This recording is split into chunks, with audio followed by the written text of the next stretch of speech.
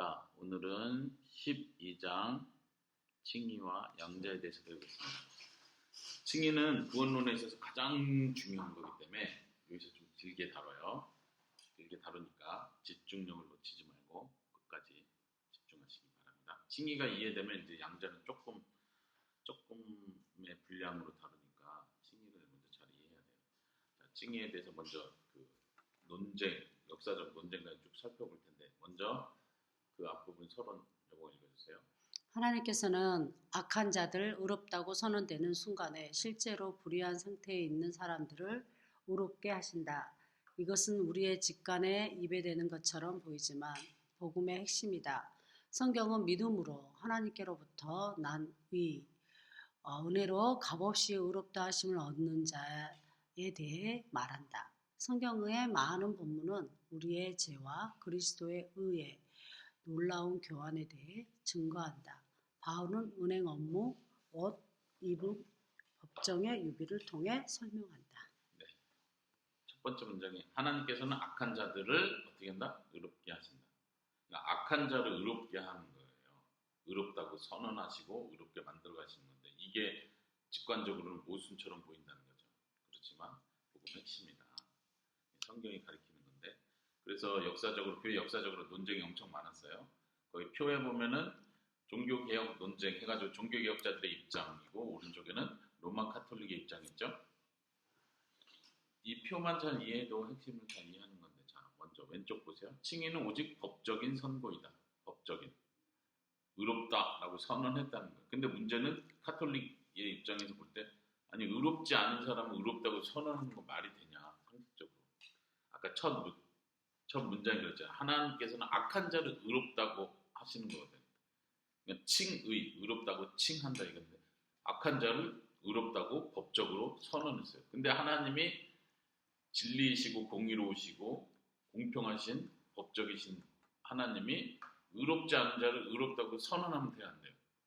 그건 하나님 자기 모순이라고 보는 거죠. 그러니까 로마 카톨릭은 그게 아니라 옆에 보면 도덕적 갱신의 과정이다. 칭이라는 말 자체가 도덕적으로 갱신해서 진짜로 하나님 나라에 갈 수준까지 의롭게 되었을 때 최종적 진짜 이제 넌 의롭다고 인정해 주는 거다. 이렇게 가는 거다.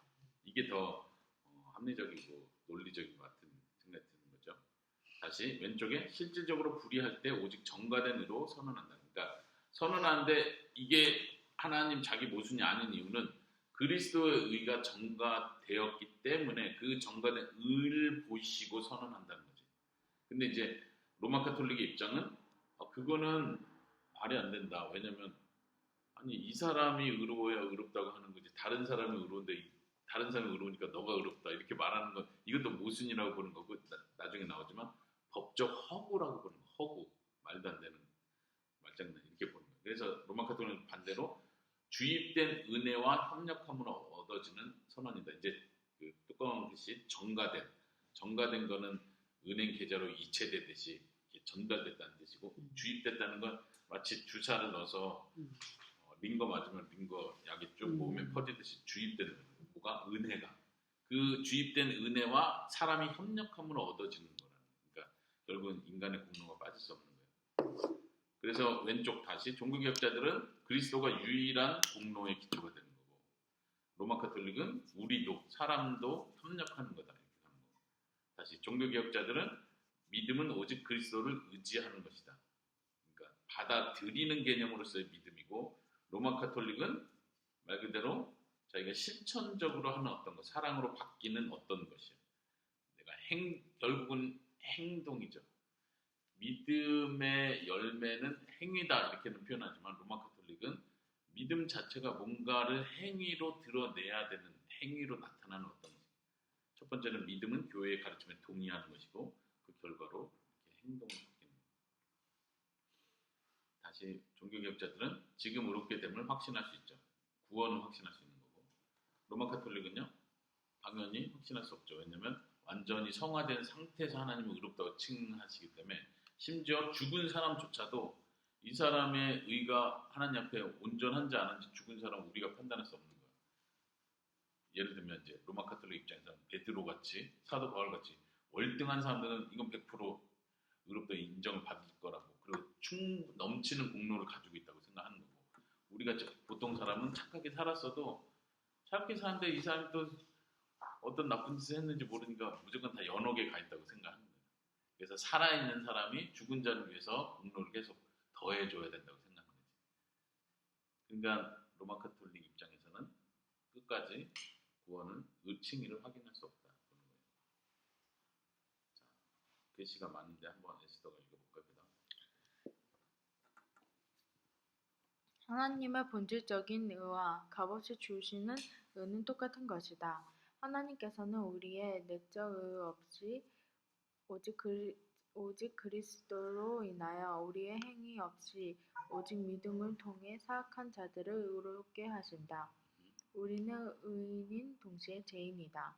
모든 종교개혁자들은 이 점에서 일치했다. 칼빈의 칭의를 기독교의 첫 번째 조항이며 종교가 달려있는 주된 회전축이라고 했다. 토마스 아퀴나스도 변화 과정이 아닌 완성된 선고로서 칭의의 성화의 종착역이 아니라 기독교 삶의 출발역이라고 하였다. 칭의는 성화의 종착역이 아니고 이게 로마 카톨릭의 입장이라면 그게 아니고 기독교적 삶의 출발이다. 토마스 아퀴나스는 이제 로마 카톨릭이 굉장히 많이 인용하고 받아들이는 사람인데 이 사람조차도 칭의에 관해서 이렇게 말했다는 거고 그 위에 두 번째 줄에 보면 에스더 읽은 거 두 번째 줄에 보면 의인인 동시에 죄인이다. 그 부분 밑줄 쳐보세요. 밑줄 치시죠. 블럭 설정해가지고 밑줄 쳐보세요. 의인인 동시에 죄인이다. 이게 두 번째 줄. 이게 이제 종교개혁자들이 강조하는 되게 중요한 표현이에요. 보통 이렇게 묻죠. 예수님을 믿는 당신은 의인입니까 죄인입니까?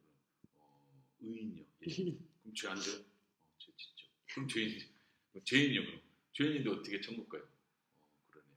또 이렇게 누가 혹시 물어보면 저는 의인인 동시에 죄인입니다. 그러나 마지막 날 그리스도께서 오시면 나의 죄의 본성을 제거하실 겁니다. 대답할 수 있겠죠. 우리가 의인인 이유는 우리가 착하게 살았기 때문이 아니라 그리스도의 의가 우리에게 전가돼서 의롭다 칭함을 받았기 때문에 의인인 거고 우리가 죄인인 이유는 여전히 죄의 본성을 가지고 이 땅에 살고 있기 때문에 죄와 싸우지만 여전히 그 죄의 본성은 내 속에 있기 때문에 죄인이라고 말하는 거예요. 그 두 가지를 잘 이해할 수 있겠죠. 자, 계속 여보가 읽어주겠어요? 그러나 로마 카톨릭은 그리스도의 희생은 죄에 대한 형벌이 아니라 죄책감을 제거한다고 가르치며 칭의를 속사람의 성화와 갱신이라고 가르친다. 그들에게 있어서 칭의는 실질적이며 내적으로 의롭게 되는 과정이다. 그들은 공식적으로 트리엔트 공의에 누구든지 죄인이 오직 믿음으로만 의롭게 된다고 말하면 그는 자는 저주를 받을지어다.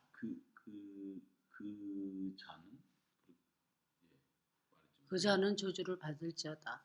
여기를 문자로 없애야 된다. 누구든지 사람이 오직 그리스도의 의의 전가를 통해서 이롭게 된다고 말하면 그는 저주를 받을지어다. 네.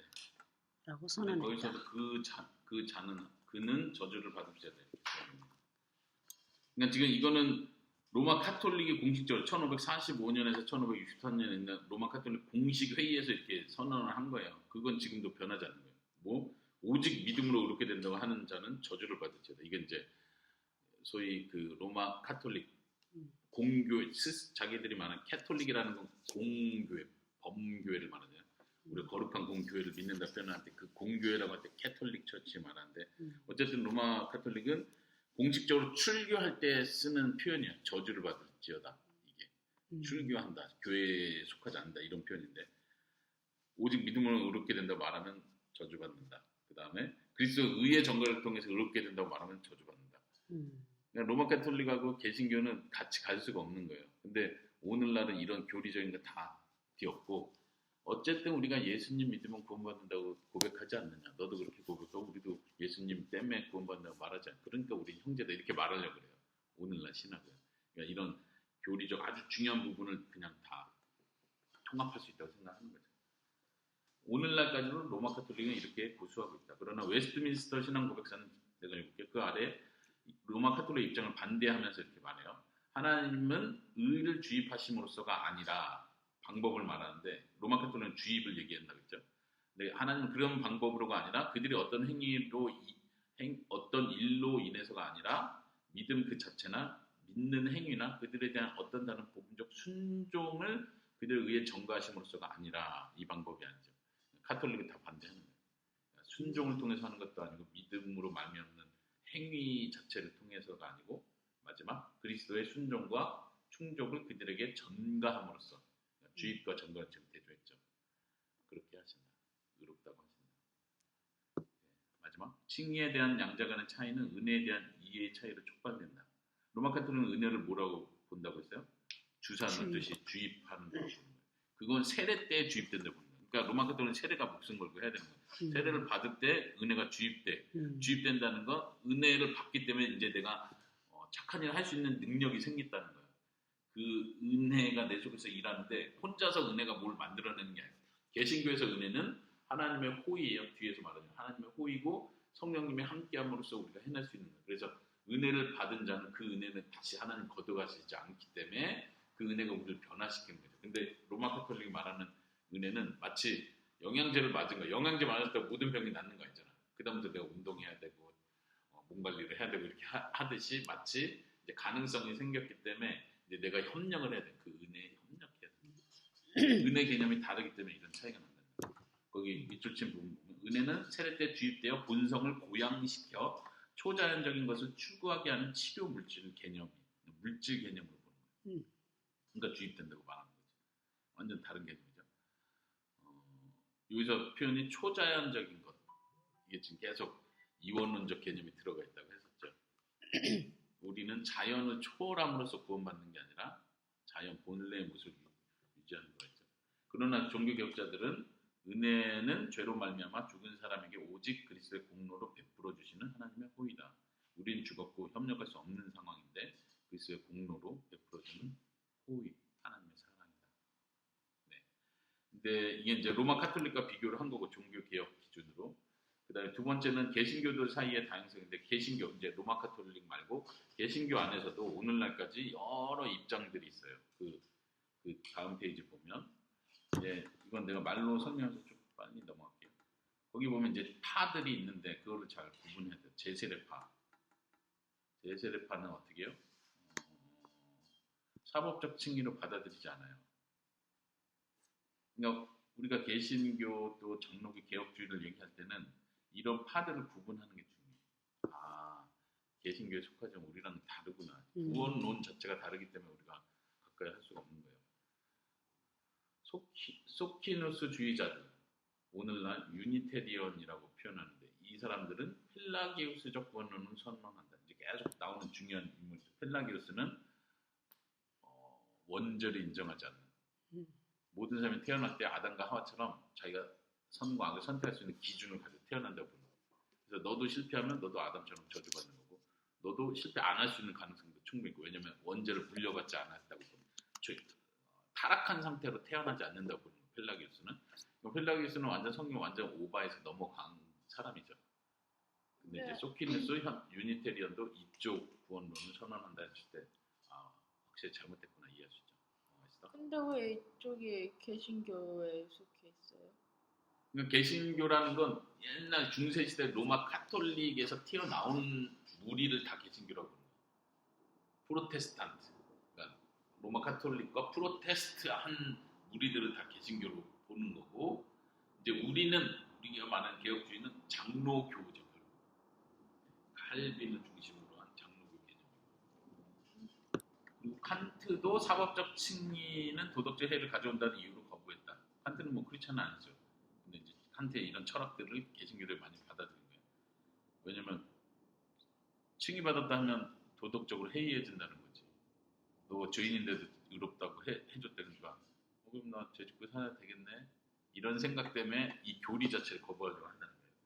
고전적 아르미니우스는 아까 펠라기우스에서 좀 더 발전해서 반펠라기우스 어느 정도 타협점 같은 반펠라기우스 개념을 따르죠. 아르미니우스주의는 그리스도의 속죄를 하나님의 공의를 충족시키는 것으로가 아닌 공의를 충족한다가 아닌 회개하는 죄인에게 구원을 제공하기 위한 기초로서 이해했다.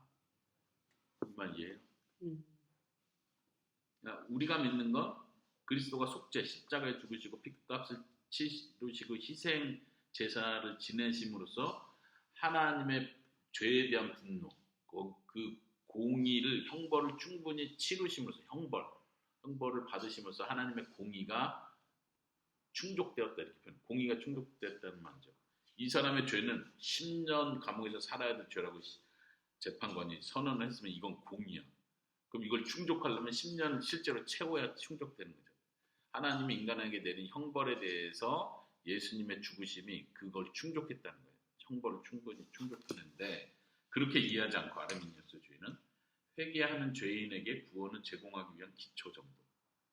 예수님 믿으면 구원받을 수 있게 된다. 이 정도로 이해한다는 거예요. 이거는 이제 존 웨슬리는 감리교의 창시자라고 할 수 있어요. 감리교. 우리는 장로교고. 존 웨슬리도 아르미니우스주의하고 좀 같은 맥락을 가지고 있어요. 근데 존 웨슬리는 이제 마이클로튼 평가는 복음주의적 아르미니우스주의로 좀 더 긍정적으로 보는 거예요. 그들은 은혜로 말미암는 칭의를 가르쳤음에도 불구하고 거기 교정해 주세요. 가르쳤음에도 불구하고 때때로 칭의를 개인의 성화에 종속시켰다. 그래서 복음주의적이라고 생각했는데 이거를 자꾸 성화하고 자꾸 연결시켜서 생각하므로 성화가 이루어져야 결국 칭의받는 자꾸 로마 카톨릭 색깔을 띈다는 거죠. 근데 그걸 구분해야 돼요. 근데 이제 더 펠라기우스적인 아르미니우스주의자. 그러니까 아르미니우스주의자를 두 개로 나눠서 하나는 복음주의적, 하나는 더 펠라기우스적. 그러니까 감리교는 그래도 좀 복음적이라고 본 거고. 예를 들면 거기 찰스 피니 같은 사람을 더 펠라기우스주의적이라고 본 건데 찰스 피니는 뭐로 유명한 사람이냐면 미국의 부흥운동가로 유명한 사람이에요. 20세기 부흥운동. 그래서 은사주의하고도 연결되지만 미국에 한참 부흥이 일어났을 때 찰스 피니가 부흥을 그래서 우리가 부흥을 얘기할 때 찰스 피니의 부흥론을 분별하는 걸 자꾸 얘기해요. 찰스 피니는 주된 이론이 뭐냐면 우리가 하나님이 요구하는 조건들을 충족하면 반드시 부흥은 온다. 이렇게 보는 거예요. 그게 뭐예요? 회개하는 거, 말씀에 충실하는 거, 그리고 말씀대로 사는 거. 우리가 살려고 노력하고 철저히 회개하고 말씀 충분히 배우고 우리가 기도하고 충분한 기도하고 이렇게 하면 하나님 왜 부흥을 안 주시겠냐? 된다. 조건을 충족하면 반드시 부흥이 온다. 이게 찰스 피니의 부흥론인데 우리가 경계해야 되는 거예요. 굉장히 비슷한 것 같은데. 왜냐하면 피니의 철학이 그 기독교 철학이 달라요. 우리는 그 뒤에 보세요. 피니는 말하는 그리스도의 의의 정가를 부인할 뿐 아니라 정가 개념을 부인하고 거듭남을 순종의 결과로 이해해요. 거듭남과 믿음. 그러니까 우리가 믿는 행동을 함으로써 순종으로 회개하고 믿음으로써 그 다음 결과로 거듭남을 준다고 보는 거예요. 근데 우리가 믿는 건 뭐예요? 반대죠. 순서. 하나님이 은혜로 죄인에게 마음을 바꾸셔요. 이거는 우리가 보이지 않는 거예요. 그 바꿔진 사람들이 복음을 듣게 되고 믿게 되고 회개하는 통회하는 심정이 생기는 거죠. 이게 바뀌었기 때문에 결국은 사람의 노력을 강조하는 거예요. 그 뒤에 보세요. 피니는 완전한 현재 순종이 칭의의 조건이다 라고 가르칩니다. 부흥 개념하고 비슷하죠. 철저한 헌신 이런 걸 강조해요. 완전한 순종을 해야 칭의를 받을 수 있다. 그럼 누가 완전하게 순종할 수 있어요? 또 어떤 사람도 죄 가운데 있는 동안 조금이라도 죄가 그 안에 남아있는 동안은 의롭게 될 수 없다. 그럼 누가 의롭게 돼요? 로마 카톨릭과 같이 가는 거예요. 죽을 때 가서 하나님 앞에 성화가 인정받으면 그때 칭의받겠지. 이렇게 가는 거죠. 그러니까 신학적으로 굉장히 잘못됐어요. 불안해요. 근데 어쨌든 미국에서는 찰스 피니 책이 엄청 읽혀요. 지금도. 그러니까 이 개념이 무서운 거죠. 네. 그럼 찰스 피니의 이론은 뭐지? 지금 카톨릭이랑 뭐가 다른 거예요? 비슷해 보이는데. 그렇죠. 그래서 이제 더 펠라기우스적 아르미니우스주의라고 말하는 카톨릭은 거의 이 부분에서는 거의 비슷하게 가는 거죠. 근데 이제 카톨릭은 뭐가 있냐면 예를 들면 고해성사 개념이 있고 연옥 개념이 있고 공로 개념이 있고 이런 것들이 다 있지. 근데 이제 그런 건 싹 치웠지. 개신교니까. 근데 이제 이 여기에서 칭의와 성화의 관계를 그렇게 묶어버린 거죠. 이제 그 3번의 근대와 현대 신학에서의 칭의 여기서도 이제 결국은 그 패턴으로 가는 거예요. 로마 카톨릭은 결별하고 종교 개혁을 했다고는 나왔는데 결국은 에스더 말대로 오늘날 현대 개신교 신학이라고 하는 것들이 로마 카톨릭에서 핵심적으로 말했던 칭의와 성화 개념을 섞어버리는 거예요. 다시 말하면 성화해야 칭의받는 게 당연하지. 처음 시작에서 그랬잖아요. 하나님이 죄인을 의롭다고 했는데 우린 그게 이해가 안 돼. 아니, 말이 안 되지. 그럼 이 사람들 다 죄인이고 나는 그래도 착하게 살려고 했는데 저기 나쁘게 사는 그 죄인도 하나님 의롭다고 말이 돼? 억울한 거지. 그래도 착하게 살려고 한 사람, 그래도 믿으려고 한 사람, 그래도 눈물 흘리며 회개하고 노력한 그 사람이 그래도 하나님 앞에 의롭다고 인정을 받아야지. 하나님이 죄인을 의롭다고 말하면 말이 돼요. 근데 로마서 성경은 그걸 말하는 거예요. 의롭지 않은 자를 의롭다 하시는 그분을 믿는 거. 이걸 믿음이라고 합니다. 근현대 신학에서 칭의도 보세요. 개신교 자유주의, 특히 슈라이마허 리츠. 에스더는 다 낯선 전문 용어 많이 나오는데 사람들 이름이에요. 슈라이마허와 리츠는 현대 신학의 아주 핵심적인 인물이라고 생각합니다. 나중에 혹시 또 계속 듣게 되면 이름이 익숙해질 수 있어요. 칭의 개념 완전히 버려요. 그들은 애초에 하나님께서 사람에게 적대적이지 않다고 말해요. 이건 거의 기독교 신앙하고 멀어진 거예요. 자유주의 신학이라고 할 때 신앙에서 자유주의는 나쁜 거라고 생각합니다. 단지 사람 편에서 하나님으로부터의 소외되었다는 주관적 감정을 극복하는 일뿐이라고 생각합니다. 마치 이거는 오늘날 심리학하고 비슷한 거예요. 너가 이렇게 지금 괴롭고 힘든 이유는 너가 너 자신에 대해서 부정적인 생각을 가지고 있어서 그래. 이거 긍정적인 생각을 주관적 감정의 문제를 보는 거예요. 내가 나를 바라보고. 하나님이 나를 미워하고 이런 개념 없어. 하나님 처음부터 끝까지 나 그냥 사랑해. 이게 문제죠. 예를 들면 조엘 오스틴 개념도 그런 개념이에요. 죄의 문제 다루지 않아. 그냥 하나님은 계속 우리에게 좋은 걸 주려고 하는데 내가 나에 대해서 부정적인 생각을 가지니까 아침에 일어날 때마다 거울 보고 나는 하나님께 사랑받은 사람이다. 계속 주문을 외우라는 거야. 그러다 보면 기분이 좋아지니까. 그리고 어차피 하나님 날 사랑했으니까 이렇게 보는 거죠. 조엘 오스틴 개념은 나는 그렇다고 봐요. 감정 문제로 본다. 이게 현대 신학은. 그다음에 칼바르트는 좀 어려운데 그 한 단락인데 약간 칼바르트는 우리가 쉽게 판단하기 힘든 사람이에요. 굉장히 천재적 신학자이기 때문에. 근데 여기도 한번 읽어볼게요. 칼바르트는 자유주의에 반대하여 하나님의 진노 개념을 인정했다. 그러니까 위에서 자유주의가 이런 개념을 하나님의 진노 개념을 거부하니까 칼바르트는 그것과 싸운 거예요. 자유주의와. 그렇기 때문에 어느 정도 지켰어요. 그래서 칼바르트는 신정통주의 이렇게 말해요. 자유주의와 반대해서 싸운 전통파인데 새로운 전통이야. 그래서 약간 우리하고 달라요. 네, 뒤에 문제를 지적한데 그러나 그는 구원의 사정의 다양한 요소들이 동시적이며 가로하고 역사와 시간 속에서 일어나는 것이 아닌 영원한 선택의 역사 속에서 이루어진 것으로 각 사람이 매 순간 믿고 순종할 때 계속해서 새롭게 된다고 보았다. 이 부분이 되게 어려운 부분인데 저도 칼바르트를 깊이 공부하지 않았기 때문에 근데 마이크로튼이 지적하는 부분은 뭐냐면 우리하고 다른 거, 우리하고 정통하고 다른 건 뭐냐면 정통은 시간 속에서 우리가 믿음을 고백하는 그때가 구원받은 때야. 시간 속에서.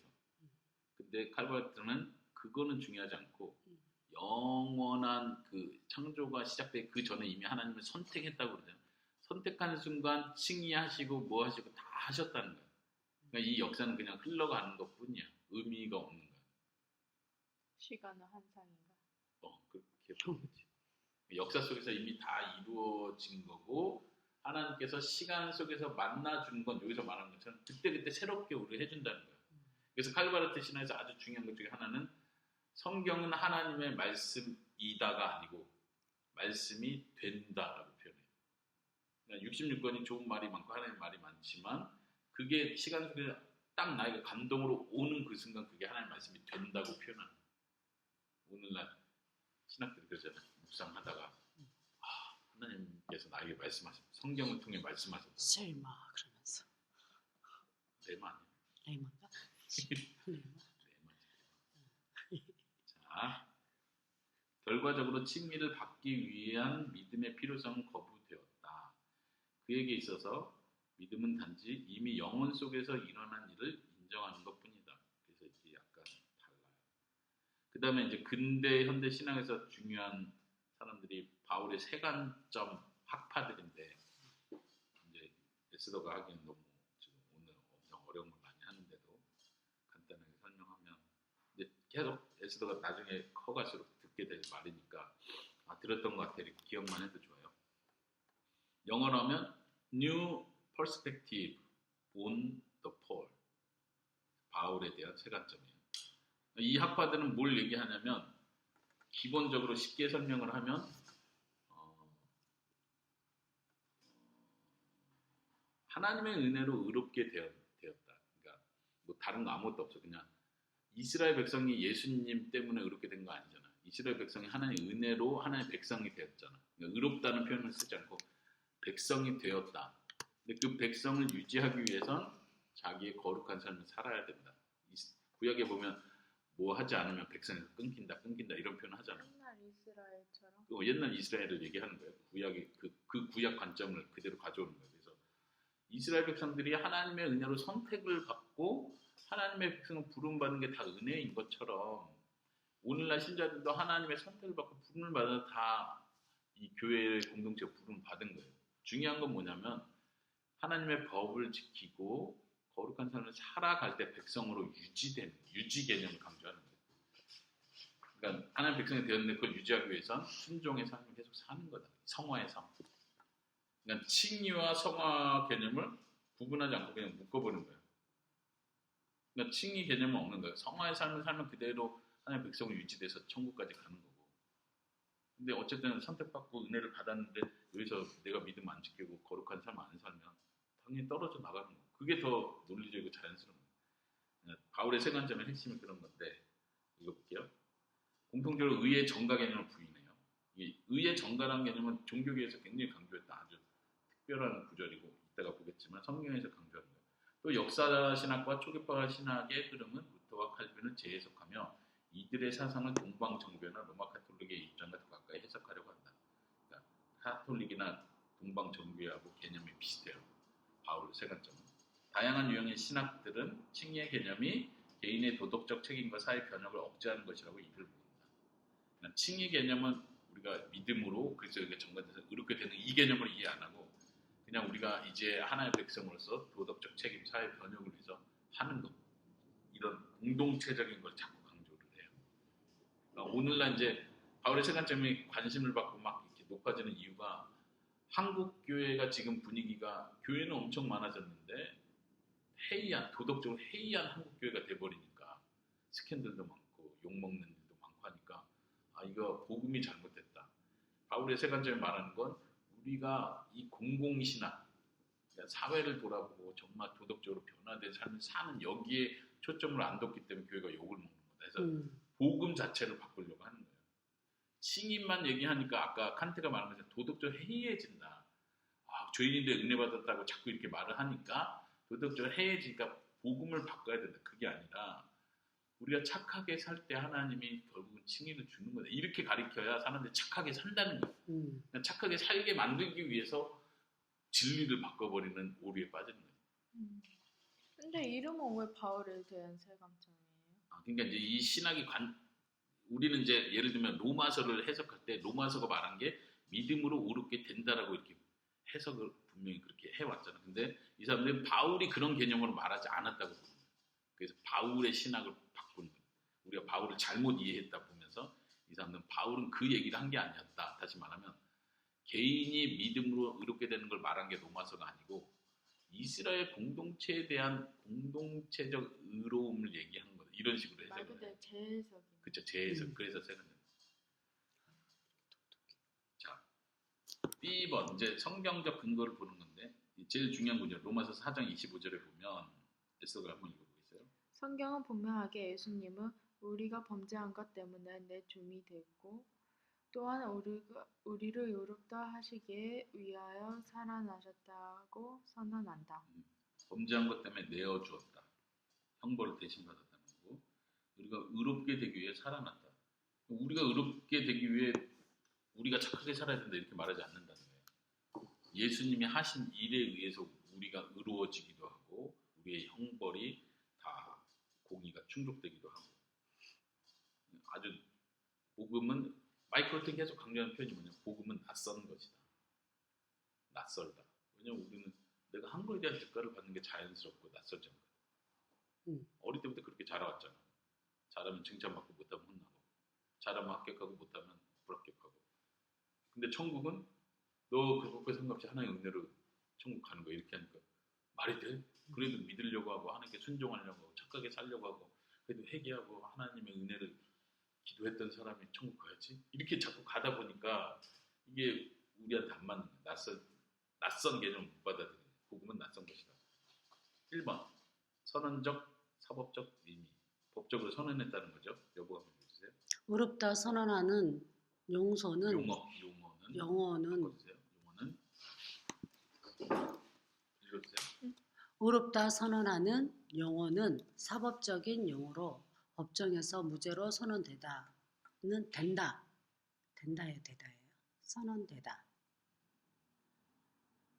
읽어주세요. 는 뜻이다. 그러나 이 단어는 라틴어 불가타역에서 의롭다 만들다로 잘못 번역되었다.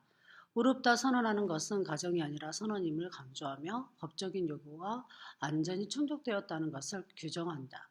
칭의의 반대는 정죄인데 이 또한 법적인 개념이다. 네, 성경에 나오는 의롭다는 개념이 법적인 용어라는 거예요. 근데 오늘날은 구원이 꼭 법적으로만 이해할 필요 없다 이렇게 자꾸 보는 거예요. 그리고 이제 어떤 사람들은 종교개혁을 비판하는 사람들은 칼빈도 법을 공부하던 사람이고 그래가지고 자꾸 법적인 용어로 구원을 이해하려고 한다. 그냥 칼빈이 나쁘다 이렇게 가는 거야. 칼빈이 법을 공부했든 안 했든 성경의 이 용어 자체가 법적인 용어를 쓰고 있다는 거죠. 근데 이제 거기 중간에 불가타역 이거는 라틴어 헬라에서 라틴어로 바꾼 건데 라틴어는 중세시대 주거라고 사용했던 용어예요. 그러니까 소위 미사도 라틴어로만 했다고 하잖아요. 왜냐면 이건 거룩한 용어다. 그리고 불가탄 역 성경 그러니까 헬라에서 불가탄 역으로 번역한 이 성경이 거룩한 성경이다. 이거 외에 다른 영어 이런 미개 민족의 영어로 번역한 사람을 막 죽이기도 하고 그랬잖아요. 그러니까 이 언어를 거룩한 신적 언어라고 본 거예요. 그런 게 어디 있어요? 그런데 그러니까 중세시대 사용한 그 불가탄 역에는 이 용어 중요한 용어가 의롭게 만들다라고 번역됐다는 거예요. 그러니까 칭의 개념이 자꾸 의롭게 되어지는 개념으로 자꾸 이해를 하는 거예요. 그러니까 성화 개념으로 이해를 해버리는 거죠. 그래서 마이클 땡 그걸 지적하는 거예요. 그래서 이거는 과정이 아니라 단번에 이루어진 선언 의롭다 하고 선언된 거지 과정이 아니다. 칭의의 반대는 정죄인데 정죄도 단번에 선언되는 거죠. 점점 나빠진다가 아니라 악하다 하고 선언하는 것처럼요. 하나님의 의 에스더가 한번 읽으세요. 하나님의 의는 전적으로 하나님의 도덕적 성품과 동일한 것으로 모든 사람을 정죄한다. 그러나 하나님은 자기 아들에게 우리의 죄책을 지우시고 그리스도의 의를 우리에게 넘겨주셔서 우리를 죄 없다고 하실 뿐 아니라 의롭다고 선언하신다. 그런 의미에서 하나님의 의는 하나님에게서 나오는 의의 선물을 가리키기도 한다.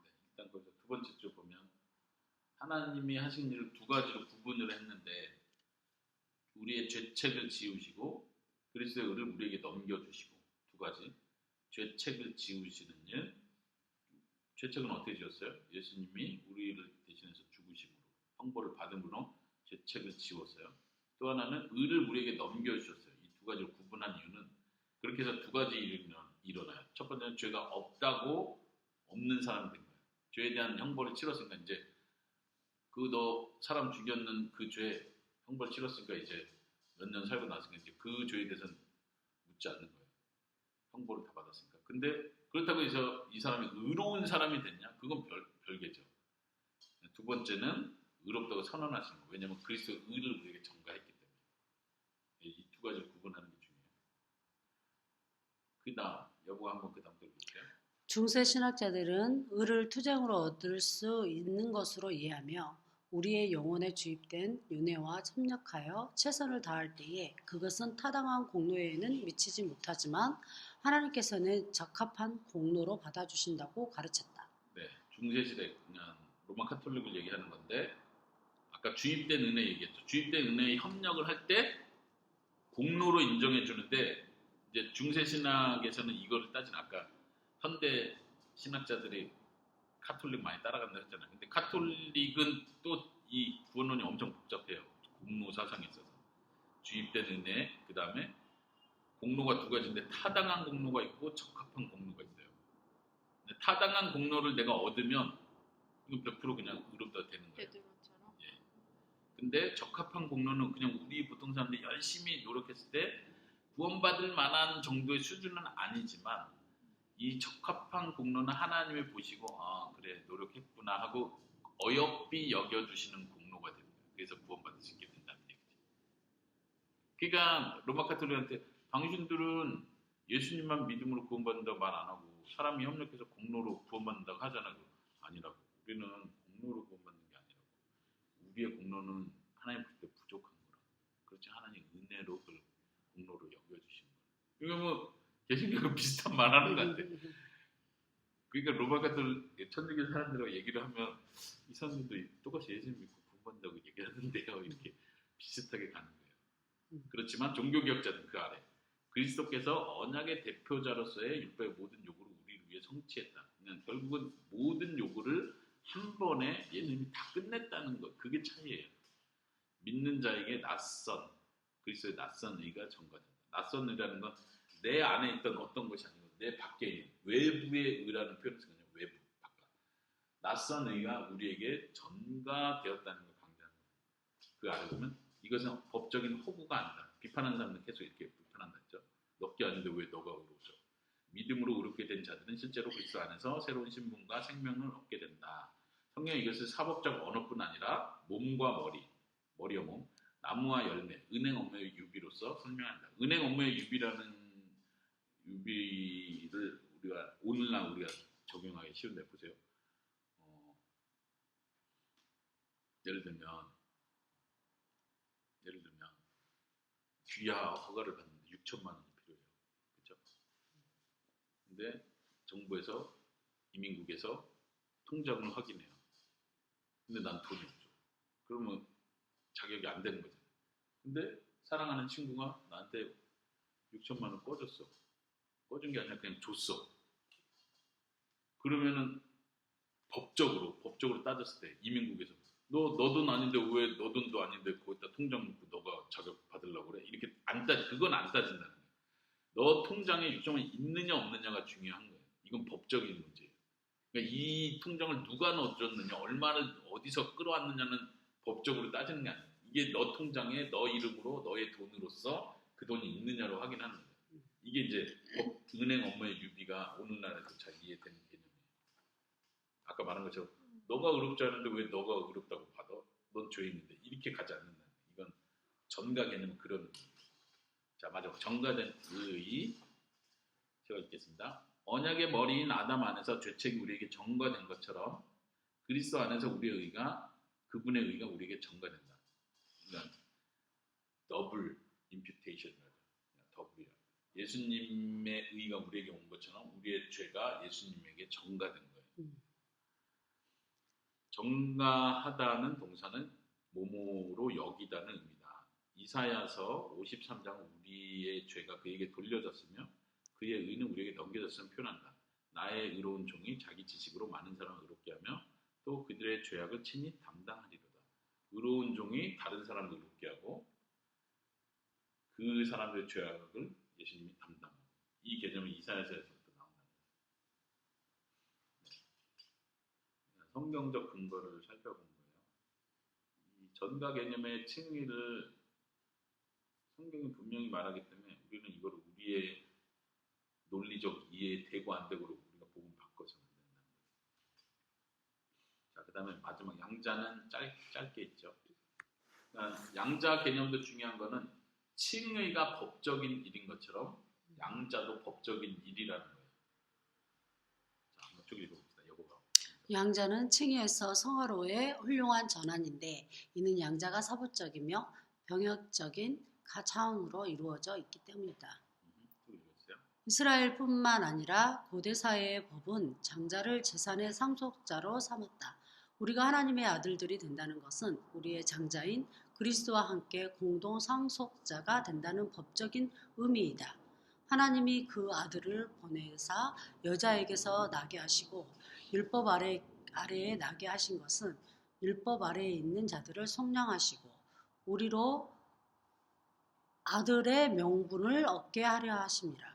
너희가 아들이면 하나님으로 말미암아 유업을 받을 자니라. 그러니까 아들이 된다는 거, 양자가 된다는 건 상속자가 거의 중간에 공동 상속자. 이건 성경에 나오는 표현이에요. 공동 상속자 된다는 의미입니다. 왜냐하면 우리가 직접 하나님 제가 믿고 구원받았으니까 이제 하나님의 모든 복을 우리에게 주세요. 하나님의 기업을 우리에게 주세요라고 요구할 수 있는 자격이 안 돼요. 예수님이 얻으신 걸 우리가 예수님과 함께 공동 상속자가 되는 그런 의미에서 양자로 삼습니다. 예수님이 얻으신 거 이미 모든 의를 충족함으로써 얻으신 그 모든 기업 혹은 우리말로 축복, 복이라고 생각합니다. 하나님의 모든 영적인 모든 복을 예수님이 얻으셨는데 우리가 예수님과 연합하고 하나가 되고 함께 아들, 형제가 됨으로써 예수님이 나눠줍니다. 말하자면 장자가 맏형이 아버지로부터 모든 유산을 받고 너네 안 줘 이게 아니라 아들이 큰 형이 다 나눠줍니다. 동생들한테.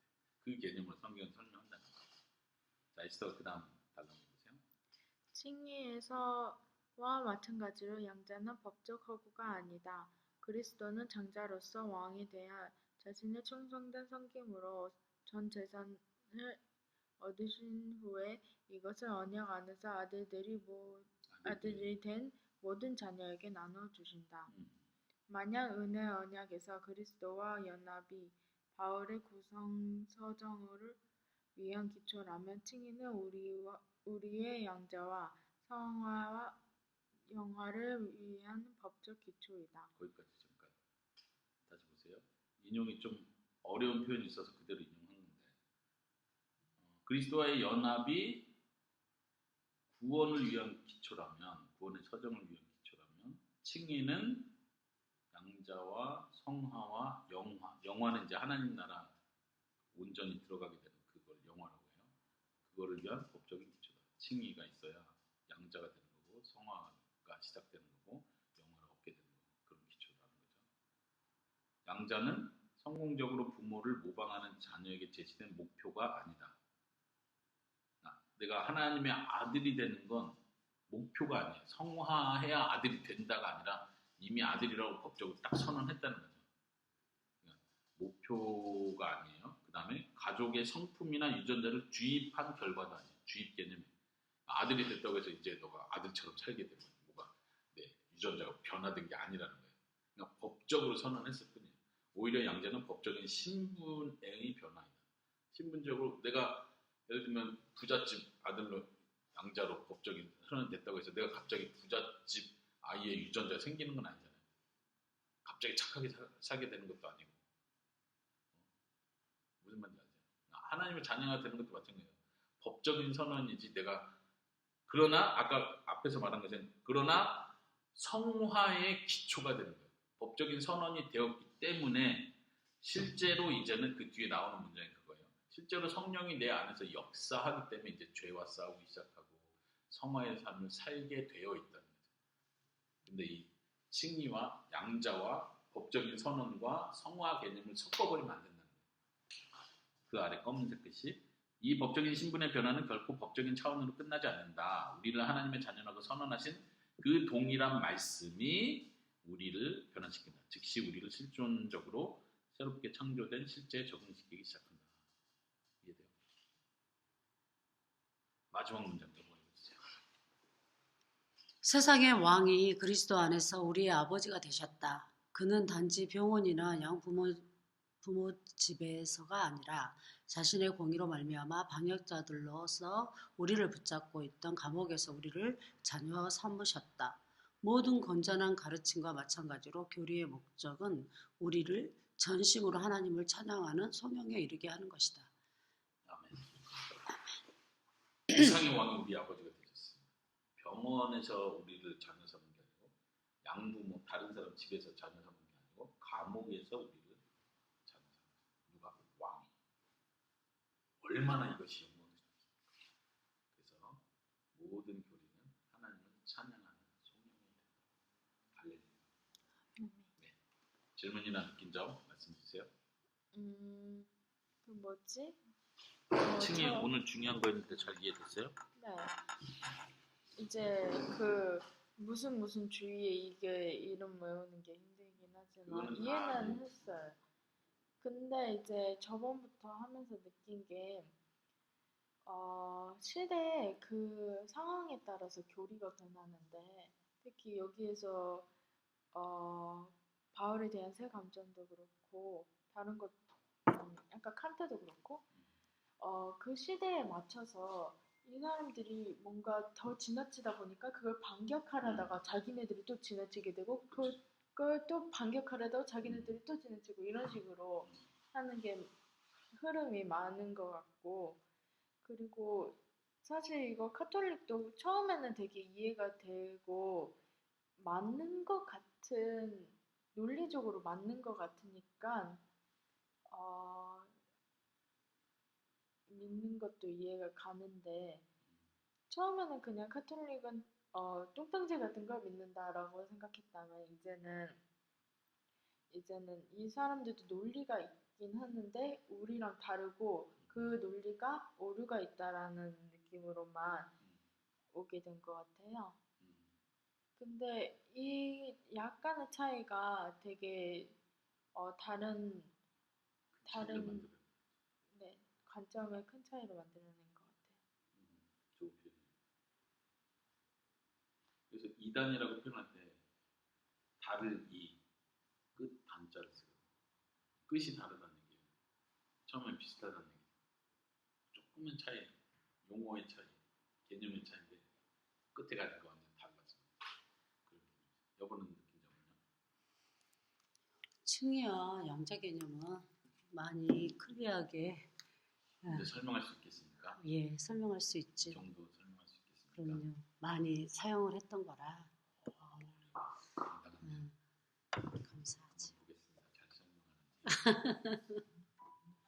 마지막 하나님을 찬양하는 송영의